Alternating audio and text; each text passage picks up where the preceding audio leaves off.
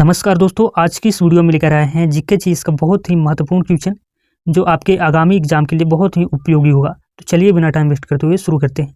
आज का हमारा पहला सवाल है, मेसोन कण की खोज किस वैज्ञानिक ने किया था? तो यहाँ पे करेक्ट आंसर हो जाएगा option B, H Yukawa. H Yukawa जो है जापान के प्रसिद्ध भौतिक वैज्ञानिक थे। उन्होंने 1935 में मेसोन कण की खोज किया था। मेसोन कण जो है दोस्तों बेसिकली परमाणु के नाभिक में प्रोटॉन और न्यूट्रॉन को बांधे रखने में महत्वपूर्ण भूमिका निभाता है। ठीक है, चलिए अगला क्वेश्चन, ध्वनि की गति सबसे अधिक किस माध्यम में होती है? तो यहाँ पे सबसे पहले समझिए, ध्वनि जो है एक यांत्रिक यानी कि मैकेनिकल वेव है, इसलिए इसे चलने के लिए माध्यम की आवश्यकता होती है। ठोस पदार्थों में कण बहुत पास और सघन होते हैं, इसलिए ध्वनि सबसे तेज गति से चल सकती है। द्रव में इसकी गति ठोस से कम और गैस में सबसे कम होती है। निर्वात यानी कि वैक्यूम में ध्वनि बिल्कुल नहीं चल सकता क्योंकि वहाँ कोई माध्यम नहीं होता है। तो यहाँ पे ध्वनि की गति सबसे अधिक किस में होती है? तो यह ठोस में होती है। चलिए अगला क्वेश्चन, मूली का तीखापन या उसका गंध मुख्यतः किस रासायनिक पदार्थ के कारण होता है?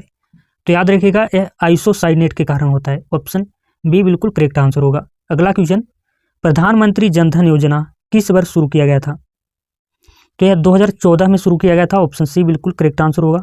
अगला क्वेश्चन, विंबलडन प्रतियोगिता किस प्रकार के कोर्ट पर खेला जाता है? दोस्तों यहाँ पे कोर्ट शब्द में आप लोग कंफ्यूज मत होइएगा, क्योंकि कोर्ट शब्द का मतलब होता है वह मैदान या सतह जहाँ पे खेल को खेला जाता है।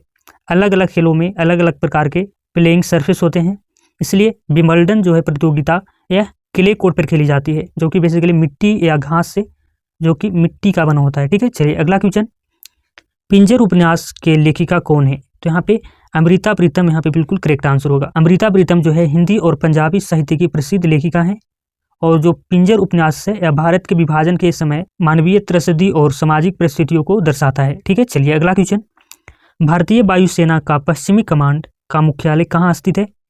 तो भारतीय सेना का पश्चिमी कमांड का मुख्यालय नई दिल्ली में है। ठीक है, अगला question, national technology day Bharat में कब मनाया जाता है? तो यह 11 मई को मनाया जाता है, क्योंकि 11 मई 1998 में पोखरण परमाणु परीक्षण सफलतापूर्वक किया गया था, और यह दिन भारत की वैज्ञानिक एवं तकनीक उपलब्धियों के सम्मान में मनाया जाता है। चलिए अगला क्वेश्चन, विटामिन B3 की कमी से कौन सा रोग होता है? तो यहाँ पे ऑप्शन सी हो जाएगा, पेलाग्रा यहाँ पे बिल्कुल करेक्ट आंसर होगा। दोस्तों तंत्रिका तंत्र को स्वस्थ रखने के लिए आवश्यक विटामिन है। चलिए अगला क्वेश्चन, विटामिन B2 को किस नाम से जाना जाता है? तो यहाँ पे विटामिन B2 को राइबोफ्लेविन के नाम से जाना जाता है। ऑप्शन बी बिल्कुल करेक्ट आंसर होगा। अगला क्वेश्चन, भारतीय तटरक्षक बल यानी कि इंडियन कोस्ट गार्ड की स्थापना कब हुई थी?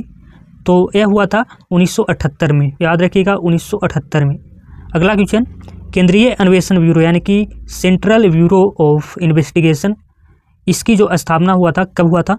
तो याद रखिएगा यह 1963 में हुआ था। CBI की स्थापना 1963 में हुआ था। अगला क्वेश्चन, राष्ट्रमंडल यानी कि कॉमनवेल्थ का मुख्यालय कहाँ स्थित है? तो यह लंदन में स्थित है। ऑप्शन सी बिल्कुल करेक्ट आंसर होगा।